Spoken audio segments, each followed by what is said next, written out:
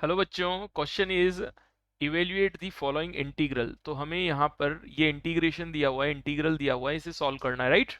तो देखिए स्टार्ट करते हैं सॉल्यूशन। तो यहाँ पर हमें इंटीग्रेशन दिया हुआ है I equal to integration of X square whole divide by x-1 x-2 x-3, right. अब इसे इंटीग्रेट करते हैं तो देखो सबसे पहले तो ये एक एल्जेब्रिक एक्सप्रेशन है, राइट।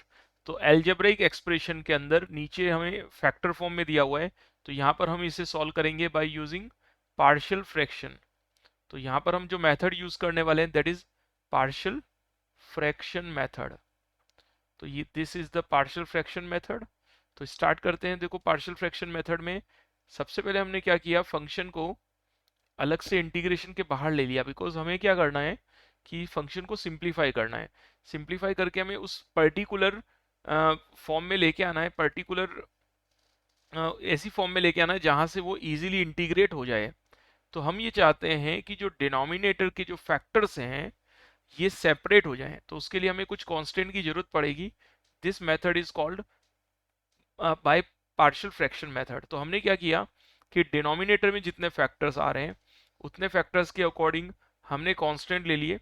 तो लीनियर फैक्टर्स आर देयर, तो x-1, a by x-1, b by x-2 and c by x-3। तो ये एक पर्टिकुलर फॉर्म बन गया, ठीक है ना। तो हम ये चाहते हैं कि this expression can be written as the right hand side of the expression, this is the equation 1 and A B C are unknown parameters. तो अब हमें ए बी और सी की जरूरत पड़ेगी।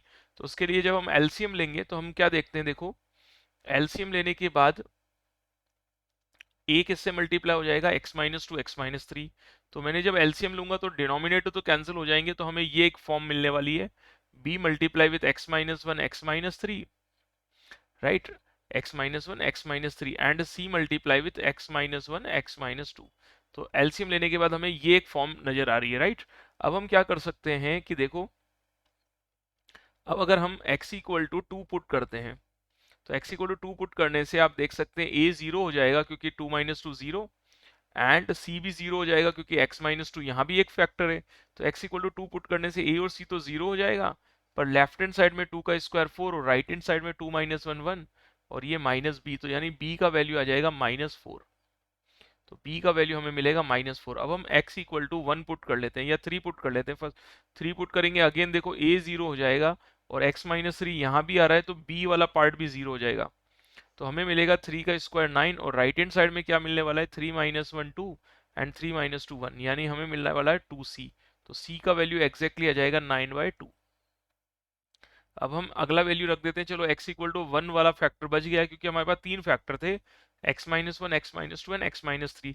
Now if you put x equal to 1 here, तो x equal to 1 put करने से क्या होगा, 1 इक्वल टू, तो देखो ये भी जीरो हो जाएगा, ये भी जीरो हो जाएगा, यहाँ पर हो जाएगा 1 माइनस 2 -1, 1 माइनस 3 -2, तो ये हो जाएगा +2।